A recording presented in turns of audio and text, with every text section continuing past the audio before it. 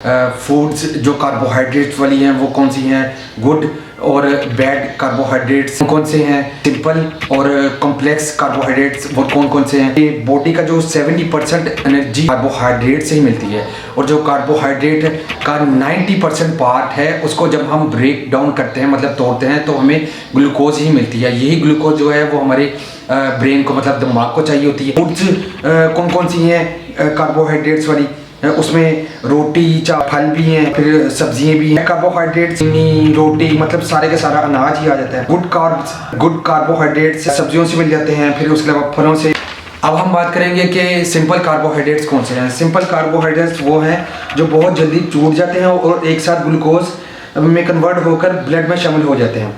अच्छा, complex carbs कौन से हैं जी, जिसको चबाते जाओ फिर भी ग्लूकोज मुश्किल से ही बनता है और वो हमें मिलता है सब्जी और